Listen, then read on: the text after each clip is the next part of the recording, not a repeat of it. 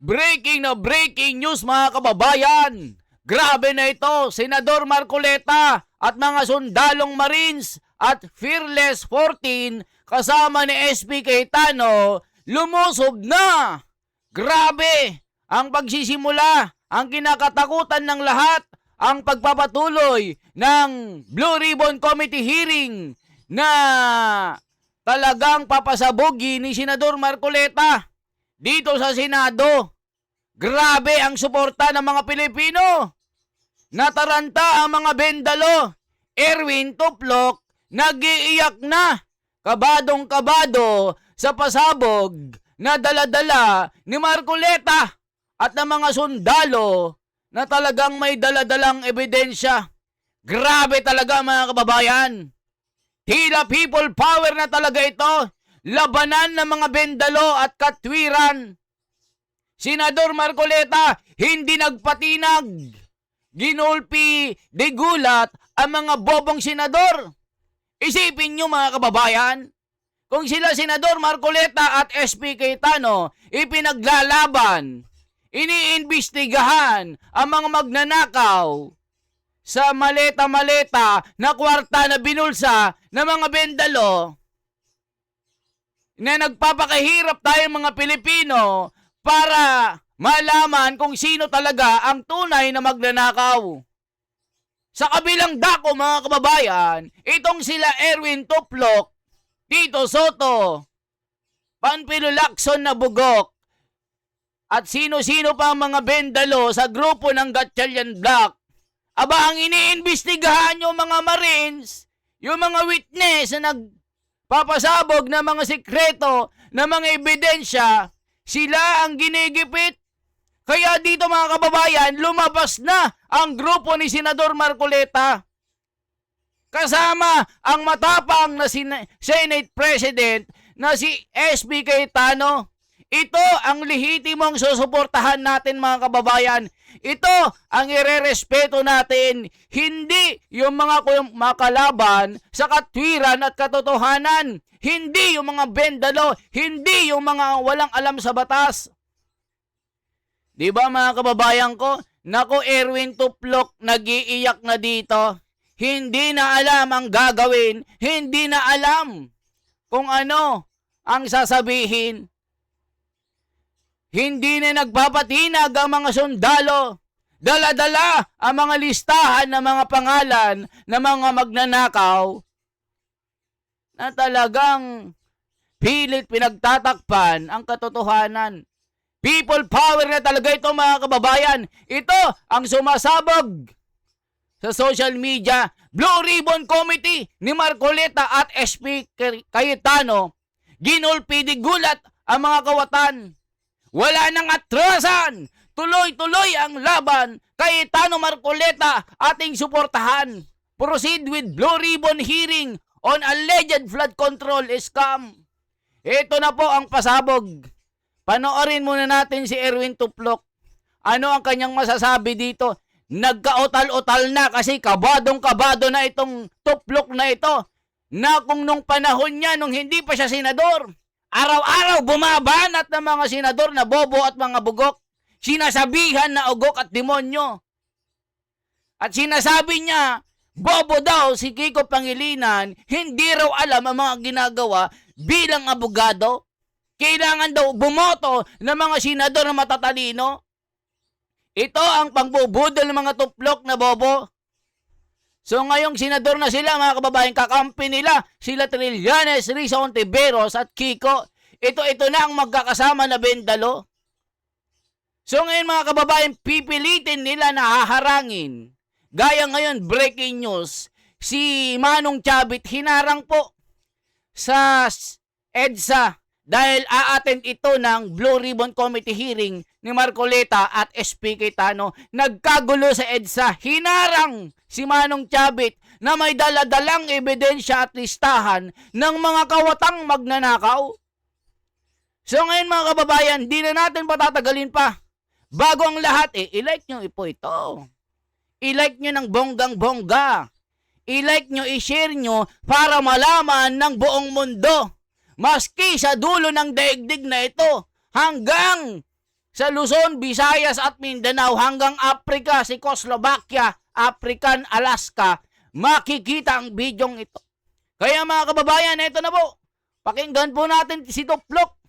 Ano ba ang masasabi niya? Bakit gulat na gulat siya dito at talagang aburidong-aburido at nanginginig na sa takot? Ito po. Leader ng isang, teka, paano ba yun? Ng Gatchalian Bloc, si Senator Erwin Tulfo na siyang chairman ng Senate Blue Ribbon. Senator Erwin, magandang morning. Si Ka Jerry po ito. Ayan, dito mga kababayan sa DCRH News Television. Talagang si Erwin Tuplok ay nagbida-bida na naman at hindi na naman alam ang sinasabi na binubuhat na naman ang sarili. Dito sinasabi niya na ang Blue Ribbon Committee ni Senador Marcoleta at SB Cayetano ay hindi raw lehitimo at hindi to rehistrado sa Senado dahil hindi raw sila ang tunay na liderato. O nakita nyo mga kababayan, Erwin Tuplok, feeling abogado na wala namang alam, pinagmamalaki na siya ay journalist. Kaya daw niya binabanatan itong si Trillanes Kiko at Risa Ontiveros dahil siya ay journalist at binabayaran siya. Ngayong senador na, nalaman na daw niya ang mga pinaglalaban ng mga bugok at ugok na senador. Kaya kakampinan niya ito sa kanilang pinaglalaban na polisiya at pananampalataya. Kaya siya kumampi dito. Mga kababayan ko, kaya pala, mga bugok na tuplok ang mga ito. Naging bendalo. Ay, magandang umaga, Ka Jerry. Thank you for inviting me sa iyong programa. Oo, para kasi ang ganda nitong balita, Senator Erwin, na patapos na. Pwede natin sabihin, tapos na talaga itong US-Iran war. Maaaring mag-normalize na ang oil prices at magbalik na sa normal ang takbo ng ekonomiya. Pero ang nagiging problema talaga dito sa atin ay yung politika dyan sa Senado. Ano ba ang latest? May pasok na raw ho ngayon ang Senado? Actually, meron naman ongoing yan. Yung mga employees namin, kailangan silang pumasok Mondays to Thursdays. Pero kung if you're talking about session, naka-sine-die kami. Pero Naka-adjourn pa kayo eh. kung pwedeng magkaroon ng special session, paring Jerry, pag pinatawag ito ng Malacanang, ika nga yung dalawang kapulungan, hindi lamang po yung Senado, pati ang Kongreso. Kung may mga gustong ipatapos ang Pangulo, dahil wag natin kalimutan, next month ay yung kanyang State of the Nation address. At Tama. marami mga nakabinbin na mga panukalang batas na kailangan maaprubahan. Oo. Pero last week ay may mga pinag-work from home ang mga Senate employees dahil sa security threat. Kumusta ba ngayon? Na-check na ba 'yon? At saan ba nang gagaling yung threat diyan sa Senado, Senator Erwin? Actually, paring Jerry, intelligence info ito coming from the NBI. Alam naman natin na paring Jerry, tayo pare-pare nag-cover sa police beat. So ang intelligence info ay ongoing ang ikang checking yan at coordination ng NBI with the PNP, AFP para masiguro at magkatugma-tugma yung kanilang mga ikang reports. So yun yung nakuha namin last week from the NBI to make sure lang na. Ayan mga kababayan ko, pinalabas po nila na may security threat ang Senado, clear and present danger. At pinapalabas din nila mga kababayan na nahack ang official website ng Senado para walang makaregistered na mga guests. So ngayon mga kababayan, talagang makikita natin ginagawa lahat nila ang paraan, lahat ang mga makinarya para masawata ang pag-iimbestiga ng flood control. Grabe, well organized, well prepared. Hawak lahat nila ng kapangyarihan. Grabe. Sinarado ang Senado, pinadlock. Talagang pinalitan ang mga gwardya na mga tauhan ni SP Cayetano at Marcoleta. Inangkin ang kanilang power grab. Tapos gagawin pa nila mga kababayan, sisirain pa nila ang saligang batas na imbes na 60 ng boto para i-convict ma-evict si Sara Duterte sa impeachment, gagawin nilang 12 na mga bendalo. At yung si Bato at Jinggoy, ginawa nilang disabled mga kababayan para mapawalang bisa ang kanilang mga boto. Kita nyo po mga kababayan ko, talagang pagpapatawag si BBM ng special session bukas. Bantayin natin mga kababayan kasi bali-balita, babastusin nila ang saligang batas at gagawin nilang bendalo ang nangyayaring kasalukuyang umiiral na saligang batas na sinusunod ng mga tunay na nag-aral ng batas at marunong bumasa at marunong mag-interpret. Hindi yung mga bulagaan ng mga bobo ng mga senador na mga tinatawag na one ball to ball. Nakakala mo bola na nag-dribble na wala namang balls. Ganyan po sila kabobo mga kababayan. Talagang pinipilit nila na bodoli ng mga Pilipino. Patuloy nilang papahirapan tayo. Talagang gagawin nila tayong mga pipit, mga bulag. Mapagtakpan lamang ang kanilang mga masasamang gawain. Ganyan po ang patunay na paninindigan ni Senador Marcoleta at SP Cayetano, 10 ng kanyang kasama dyan sa lehitimong liderato ng Senado.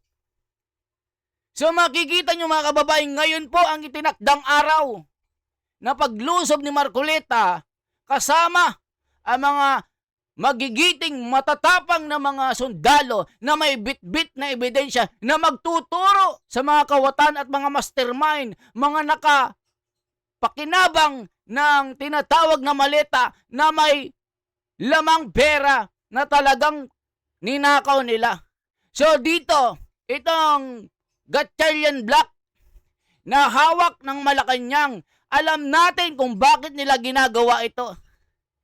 Nakabatay daw sa palakpak ng mga tao nung si BBM ay nagsalita. Dito sa Araw ng Kalayaan, sabi ni Ping Lacson na walang utak, na one ball to ball din ang utak. Nakabatay daw sa balakpak ng mga tao, ang lakas daw. Pinuri daw ni BBM. Sinang-ayunan daw ng Kongreso, sinang-ayunan daw ng iba't ibang mga universidad, mga iba't ibang mga dekano ng mga guro na nagtuturo ng batas. Yan na, mga kababayan, pati mga estudyante nalilito na kung sino ang susundin, sino ang tama. Kasi nga, ang ginagawa nila mga kababayan, nilulot nila ang utak ng mga kabataang nag-aaral ng batas. Yung no person shall be deprived of life, liberty, or property without the due process of law ay napawalang saysay na, napawalang bisa na. Ang 1987 Constitution na ang Korte Suprema ang masusunod kung anuman ang naisin nilang batas at mga desisyon, binabali ng mga bendalo. Yan ang tunay na katotohanan na hindi nalilingid sa atin mga kababayan dahil hindi na tayo mga bulag. So ngayon ginagawa nila tayo mga bulag. Ito pa po ang pasabog ni Erwin Tuplo na bendalo. Am I right, Mr. Boying? Yes, sir! Yes, sir! Sometimes we have to bend the law in order to please the people. Am I right? Am I right? Boying? Yes, sir! Yes, sir! Isipin mo, abogadong ano ito, pero bugok din ang utak. Kailang sabi ng mga komento? Safe. Ang mga empleyado ay pinag-work from home na lang muna ni Senate Pro Tempore Win Gatchalian. So, ibig sabihin, dahil papapasukin na ngayon, na-check na at pwede nating sabihin walang dapat ipag-alala ang mga Senate employees. May assurance kasi ang aming USA, si Major General Corpus, siya yung head ng USA ngayon. At may reinforcement din ng Philippine National Police galing kay General Nartates ng PNP. So we believe it is enough. Medyo bumaba yung threat at this point. So we're confident na pwede na magbalik yung aming mga empleyado, yung mga staff sa Senate. Ayan mga kababayan, sinasabi ni Erwin Tuplok ay tila wala na daw threat dahil na lamang na nila na wala naman talaga. So dito talaga mga kababayan, ito lang yung kanilang paraan para ma-block, matuluyan na isara itong tinatawag na Blue Ribbon Committee. 'Di ba mga kababayan ko? So ituloy pa natin. Ano pang sinasabi dito? Ito, Senator Erwin, si Senator Villanueva ay laman ngayon ng mga pahayagan. Ayan mga kababayan ko. Banner Ituloy pa story pa natin. ng mga pahayagan. 'Di ba mga kababayan, anong masasabi nyo? Hello po, hello. Ayan po mga kababayan, ituloy pa natin ang pasabog na